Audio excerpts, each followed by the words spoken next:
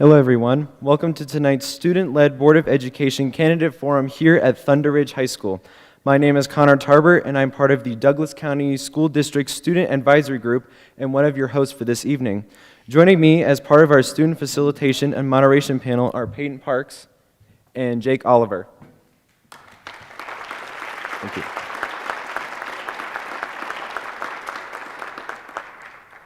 I want to thank the candidates for their time this evening and would also like to thank those of you in attendance and those of you online who are engaging in the important process of electing 4 of these candidates to the Douglas County School District Board of Education in November.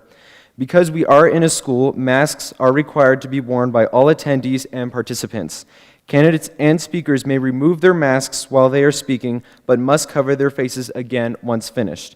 If you would like to request an exemption, please speak with a Douglas County School District staff. A verbal request is all that is needed for adults 18 and older. For anyone under 18, a parent or guardian's written exemption is required. Thank you for your cooperation. We also ask that attendees please respect our process, the students, and the candidates. We will ask questions this evening, and our candidates will have time to respond to those questions. We ask our attendees, please do not interrupt as we want everyone to have ample time to respond to each question. Our format for this evening will include a round of 1-minute introductions from the candidates, followed by a series of questions that have been prepared by our student group based on feedback received through the RSVP process of this forum. Each question will be read by one of our student moderators, and each candidate will have 90 seconds to respond.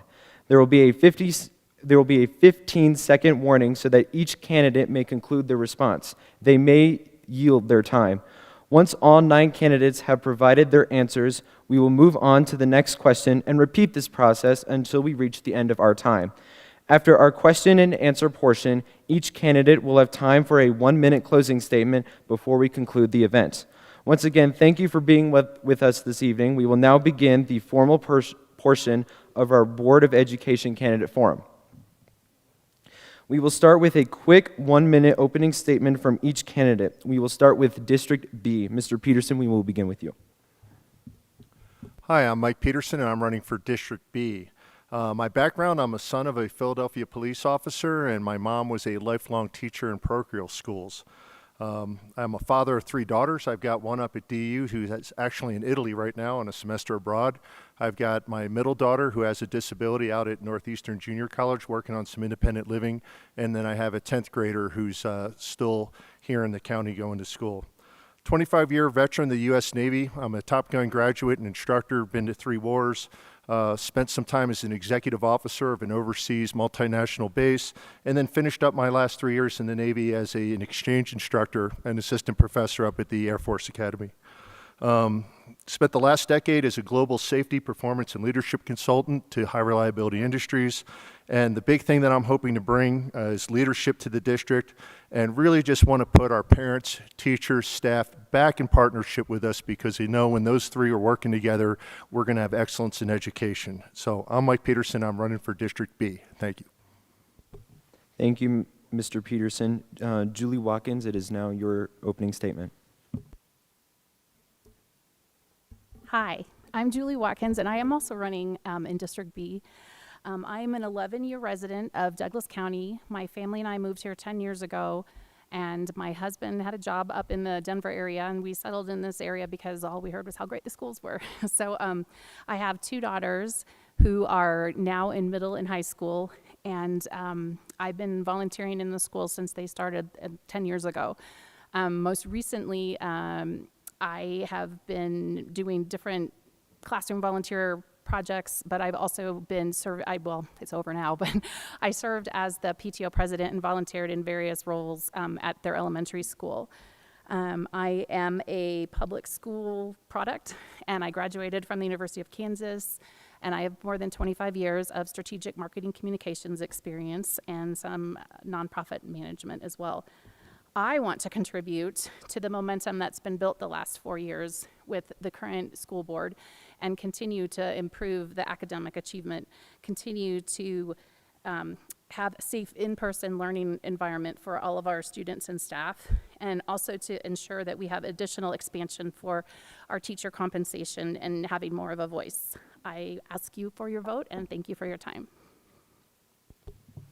Thank you, Ms. Watkins. We will now move on to District D. Ms. Ruby Martinez, your opening statement.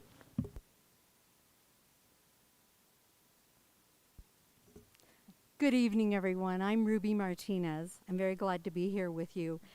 When I am elected to the Douglas County School Board, I will advocate for all students to meet their educational goals, and especially those students with special needs, students who have mental health problems or learning disabilities. I will push for our teachers to receive the respect and compensation that they deserve. We need to support our teachers with the energy and enthusiasm with which they have always supported our children. I believe that receiving an education is the key to a prosperous and peaceful society. It is through education that we prepare our children so that they may create their future. Thank you. I'm Ruby Martinez. Thank you, Mrs. Martinez. Ms. Becky Myers, your opening statement. Good evening. My name is Becky Myers, and I'm running for School Board District D. I'm a retired Douglas County school teacher from right next door at Ranch View Middle School from 1997 to 2014. So can you figure how I got lost coming here tonight? Anyway, I'm the mother of two Douglas County High School graduates. I'm a grandmother to 3, and all of them are in Douglas County. I'm running for my grandchildren and the other 64,000 students that were in Douglas County. I also seek to become a board director because I know teachers and I want to be a voice for them. So I really thank you for this opportunity to answer these questions and give you my views. Becky Myers, District D. Thank you, Mrs. Myers. Another candidate that we have in this district is Justin Matthew. Although he did receive an invitation for this event, he is currently not in attendance, so he will not be here tonight. We will now move on to District E. Mr. Kevin Loon, please, your opening statement. My name is Kevin Leung, your current board director. I grew up in extreme poverty in Hong Kong and was the son of illiterate parents. Through hard work and determinations, I have lived the American dream. I want to pay it forward by sharing my experience and ensure that all students, no matter what their background is, can be equally successful in life. My family have lived in this county for 30 years. 3 of my children went to charter school and neighborhood school. I have 2 master's degrees from University of Colorado, and I used to be the business manager for units in Boeing and currently a local business person with expertise in information technology system. Under current board leadership, DCSD has been on the path for improvement for the last 4 years. I'm running for re-elections to continue my work, prioritizing student-driven decisions, and continues my quest on how can I better serve Douglas County students. Thank you. Vote for me on November 2nd, Kevin Leung. Thank you, Mr. Leung. Next, we have Christy Williams. Your opening statement, please. Hi, thanks for having all of us, and thank you for coming. My name is Christy Williams, and I am running for District E. I grew up in Littleton and went through the public school system, so my heart is definitely with public schools. I have 3 kids currently in the district, 1 in 1st grade, 1 in 5th grade, and 1 in 7th grade. When my kids started school, I chose to be super involved and joined PTO, and from there joined the School Accountability Committee, and I'm currently serving on the District's Accountability Committee, moving into my second year. I am over 15 years, I've owned a business in Douglas County where I've been running successfully. After school, I chose a little bit of a different route than the post-secondary, so one of my big things to advocate for is making sure that all kids have a path to success after they leave Douglas County schools, regardless of what they choose to do. And I also want to bring partnership back between parents and the district so that we can create a more stable and consistent environment for our students, teachers, and staff. So Christy Williams, District E, thanks for being here. Thank you very much, Ms. Williams. Our next district and our last district is District G. Ms. Kaylee Weiniger, your opening statement. Hi, thanks for hosting us, ThunderRidge. My name's Kaylee Weiniger, and I'm in District G, and I have a daughter in kindergarten at her local neighborhood school, and I have one on the way due in April. And so I'm in this for the long haul. Every decision made by the school board will affect me and my children short and long term. And also, I grew up in Douglas County. My siblings and I graduated from Ponderosa High School. While growing up here, my mom, who's sitting up in front, was a teacher in Douglas County for 15 years, and she loved working for this district. She did leave the district 6 years ago for the same reasons many other teachers left during that time. We had leadership that didn't value teachers and limited their pay and restricted their way of teaching. And I think some positive changes for teachers have been made since then, and I just want to strengthen that momentum and not go back to the dark days. I want to make sure if my mom were still teaching in Douglas County today, she would stay. In order to do that, we need to bolster our culture in our district. We need to have a good pay structure that compels our great teachers to stay. So finally, I'm a working mom who does accounting for a financial services company. I have studied on how our district gets funded and what's required to increase that funding. So I'm really excited to get on the board and fight for our kids and fight for our community and our parents. So Kaylee Weiniger, District G. Thank you, Ms. Weiniger. Our next candidate for District G is Krista Holtzman. Thank you for having us here tonight, and thank all of you for your interest in our schools. My name is Krista Holtzman, and I'm the current vice president of your school board. As a preschool teacher and an attorney, I've spent my professional life advocating for the best interest of children and families. My own family and I have lived in Parker for over 20 years, where my husband is a healthcare professional and a small business owner. And our two sons graduated from Chaparral High School in 2015 and 2016. While they were in school, it was my great joy to be able to spend a lot of time in their classrooms and volunteering at their extracurricular activities and serving on their school accountability committees.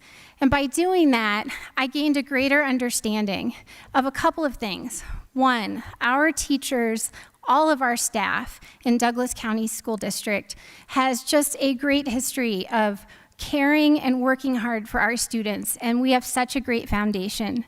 Unfortunately, while I was volunteering, I also learned our schools were facing some really significant challenges and obstacles.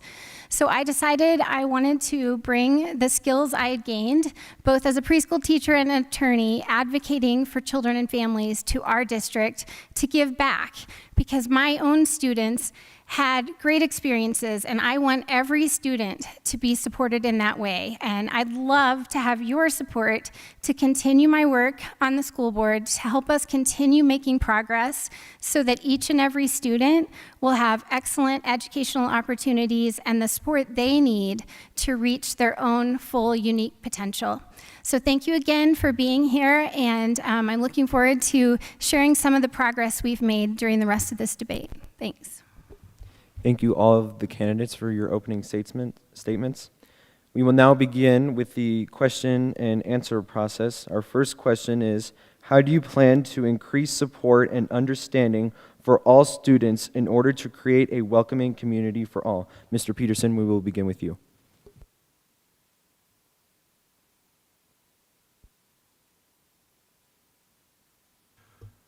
Well, to increase support and understanding for our students, the first thing that I learned when I was in the Navy is what we used to call deck plate leadership. That means you get out into the spaces where the work occurs. In this case, that means you get into the classroom, you get around as an administrator, as a staff person, and as a teacher, you get to know all your people, because you need to know your team. And the way we would increase that support and understanding is by getting to know our kids, getting to know them not as groups, but as individuals. Because the mission of this school district is to meet each kid where they are and help him or her achieve their unique individual potential, and that requires intimate knowledge of the kids. So by getting out and knowing our kids, we'll enable our teachers and our parents to collaborate in support for that individual and make sure they get to wherever they can go. That doesn't mean equality of outcome. That means achieving potential. Thank you. Thank you, Mr. Peterson. Ms. Watkins, your response. Hi, well, it's funny that this question was asked today because today is, for instance, National Coming Out Day. And I feel that acknowledging our LGBTQ plus students and staff could make a huge impact on these people. Our children, they're our neighbors, they're our fellow community members who've been marginalized and are feeling unwelcome and accepted in some of our schools. Today is also Indigenous People Day, where we recognize the people whose cultures and traditions were systematically eroded generations through colonization and by federal policies. And it's important to encourage these cultures, whether they're Native American, Black, Asian, Hispanic, all cultures, to have pride in the people and the places that they come from. On a higher level, I would say that providing support and understanding for all students isn't something that stops at the classroom door. There are always ways that we can increase the effort outside of the classroom too. And in fact, this past weekend, I was chatting with a parent of a student in special needs who's right here at ThunderRidge, and she was absolutely giddy at the experience that her daughter had at the homecoming events. She said that her daughter participates in the Palms Unified Sports Program and was able to participate in homecoming activities like wearing her uniform to school on game day, standing on the sidelines during the game alongside her typical peers. And the ThunderRidge SSN team provided an even bigger opportunity on the actual homecoming dance and took them out to dinner, took photos, and brought them into the dance. And I am so passionate about the importance of including all students, no matter what their background, no matter what their disability possibly, or just maybe they have a different way of learning. And I want to make sure that they have this welcoming community inside our school and outside as well. Thank you, Ms. Watkins. Now on to District D with Ruby Martinez.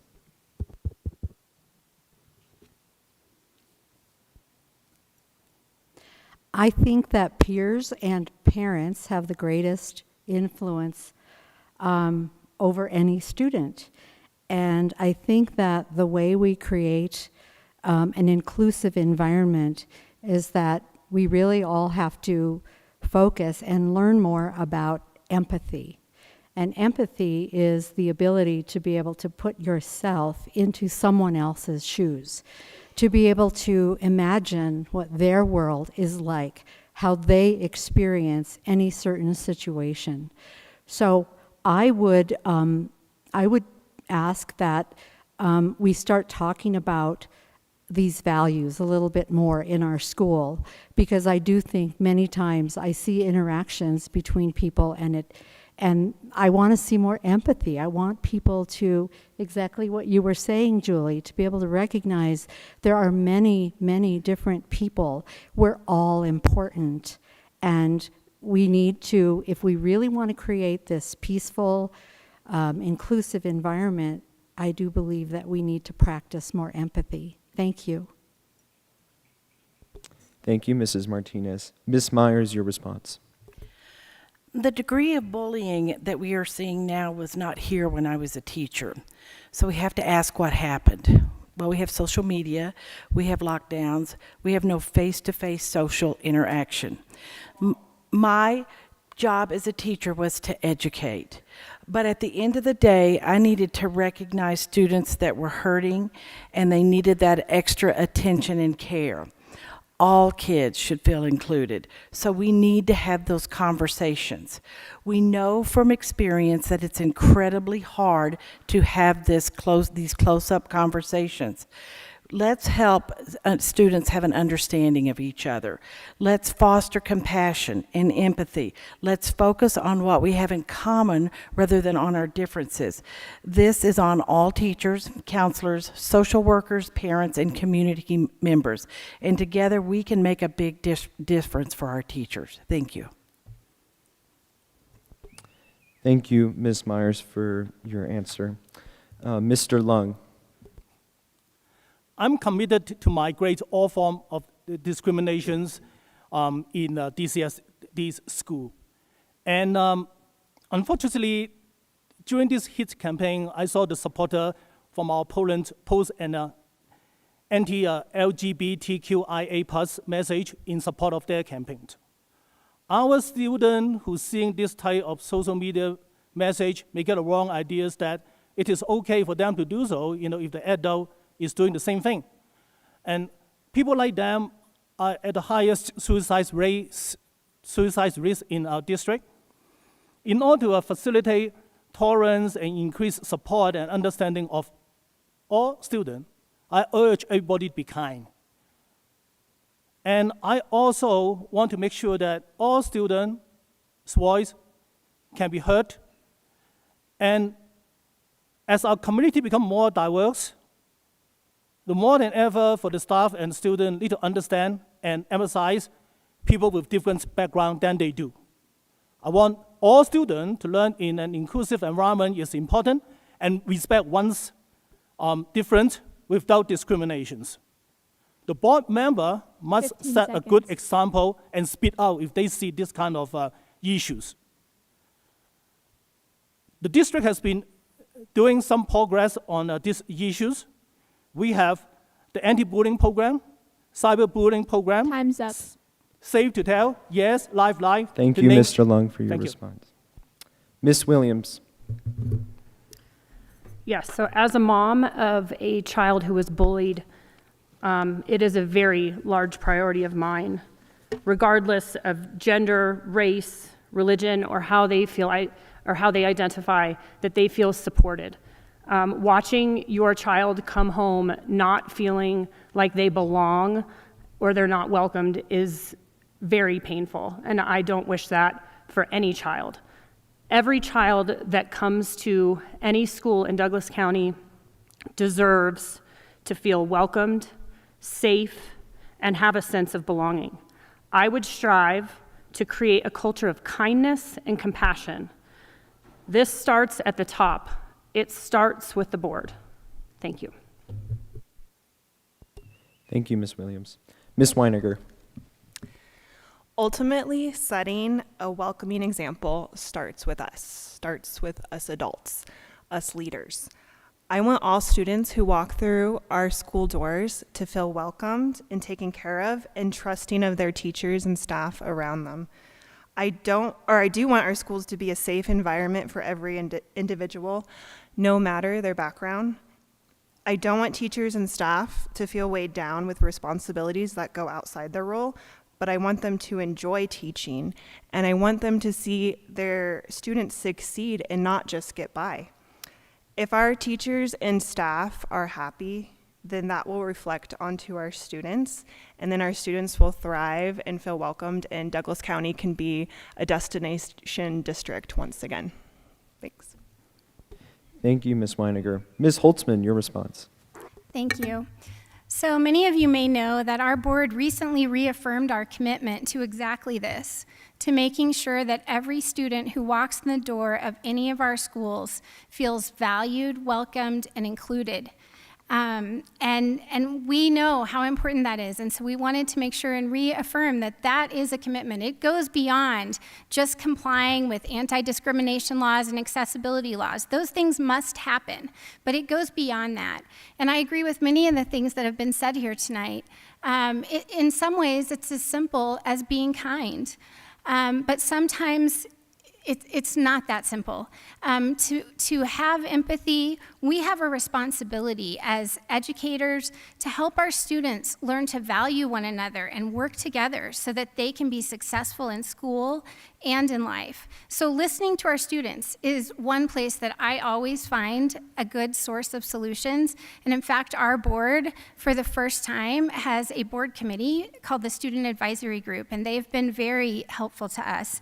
Additionally, obviously, we have many counselors who are excellent, and I would look to them for their help in sharing this information to create a teaching and learning community. 15 seconds. Thank you. That is unbiased, authentic, and culturally relevant so that we can promote our student understanding.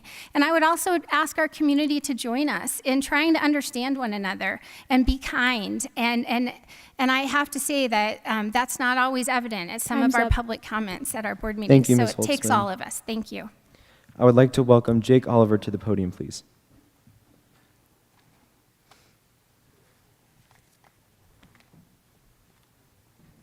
Dr. Martinez, how do you plan to expand mental health resources for students in the district?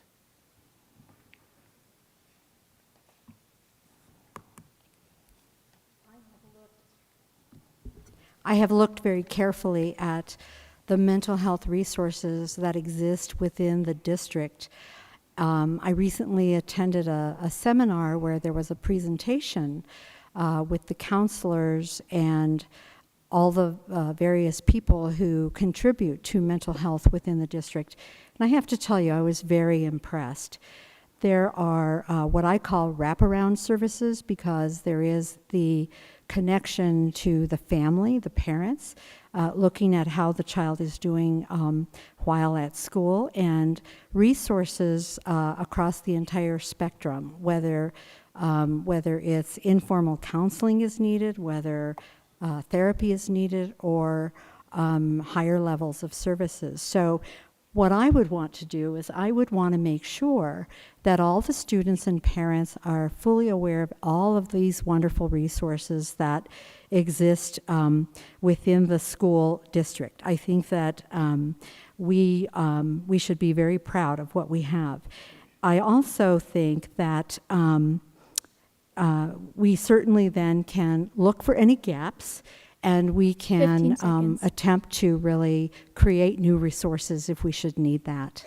So and that is one of the reasons I wish to serve on this board, because I am a mental health specialist. Thank you.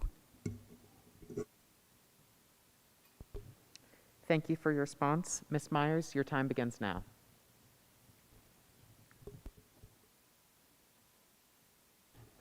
Our students' mental health is an issue that weighs really heavy on my heart. While we know our basic human needs are shelter, food, and clothing, we have struggled with maintaining relationships. We have incredible staff members here in Douglas County, and teachers, leaders who are compassionate, they're caring, and they're nurturing. We need staff and programs that will listen to students and parents who are struggling to understand what their children are going through. Let's bring back humanity. Have these hard conversations. Listen, look at the data on the mental health, and again, use our resources. I referenced in my quite a while back, the mental health crisis is not one our school district needs to fight alone. Working together will help us have success. Thank you for your response. Mr. Lung, your time begins now. Keeping in-person learning is one of the most important things to minimize these issues, and that's why this board works so hard to use data and science to stay in-person learning so students can receive the social and emotional support they need. Besides that, this board has a student advisory committee, and in it has a mental health subgroup, and I, as the board liaisons, we listen really carefully of their suggestions. The other thing is we need to have highly qualified mental health staff in our school. We, fortunately, in DCSD, has wonderful school psychologists. We have counselor right now in our every single school, thanks for your passage of 5A and 5B. We have social worker, nurse. They are also wonderful. The other thing is we need to have a mandatory training, so all district staff know what to look for in students that are in crisis, which they're currently doing a really good job on that. A comprehensive social emotional learning implementations guide, which we have, is also another key for success. And also equity policy, as Dr. Holtzman mentioned, is also the key. Thank you. Thank you for your response. Ms. Williams, your time begins now. Great. We do have really great counselors and resources for our kids, so I would start there. But after talking to a lot of parents over the last few months, it's clear that the mental health and it needs to be a very big focus for this district. Unfortunately, parents, kids, and teachers are feeling a lot of instability. Being yo-yoed back and forth is not helpful. They have been in and out of school between hybrid, remote, and in-person learning for over a year. They started the year back, not having a mandate, then going to a mandate, and then moving back. So it's been very hard. Kids, as resilient as they are, really just need stability and consistency. In addition, we need to use data to drive our decisions so we can figure out what areas we should focus on. We should also focus on partnering with our parents. They can help us navigate because they know their kids best. And they can help us navigate this very hard topic. So, thank you. Thank you for your response. Ms. Weiniger, your time begins now. It has been so heartbreaking hearing experience after experience that our kids have gone through this past year and what the lockdowns and quarantines have done to their mental well-being, especially our high school students. It's not just something to ignore and just hope that it gets better. We have to make some changes. A big issue that will only get worse, and if we have a culture of intimidation and anxiety that some kids have been having at our very schools, then their mental health is just going to get worse, and we need to change that culture. Normalcy and stability are vital for our kids, and that should be priority. We can't assume we know best based on our feelings or political stance. Instead, we need to make data-driven decisions when it comes to the tools and resources and support our staff and parents need from the schools, and to make sure we're wrapping our kids with what they need to feel normal and stable once again. Thanks. Thank you for your response. Ms. Holtzman, your time begins now. Yes, thank you. And I couldn't agree more that politicized public health doesn't help any of us. What helps us is working together in partnership with experts. I don't think any of us up here are public health experts, but we've been really grateful in Douglas County to have access to amazing epidemiologists and public health experts that have worked in partnership with us since the beginning of the pandemic. And I agree, it's been hard. It's so hard on our students. It breaks my heart. It's hard on many people, sometimes in ways that we can't even imagine. But I can tell you that our board has taken this issue very seriously, and you may not know, but we were the first district of all the large districts in the Denver metro area to go back to full-time in person, and we sustained it longer than any other district. And I'm proud of that, and we did that by listening to the experts. Quarantines, disruptions, those aren't good for our students, and we work every day to make sure that that doesn't happen. On a larger picture about mental health, because it's not just about one issue. There's a lot of other 15 issues. seconds. The mental health crisis in Colorado was actually declared prior to any of the mask wearing. So that isn't what it was about. But I just want to really quick, I know I'm done, but I want to thank you to everyone who helped pass the bond and MLO and allowed us to have the amazing access to counselors that you've all talked about. Okay, thank you, everyone. Mr. Lung, what are your... Oh, that's right, sorry. Mr. Peterson, your time begins now. Thank you. I am not a mental health expert, as you mentioned, but the statistics don't lie. We have had one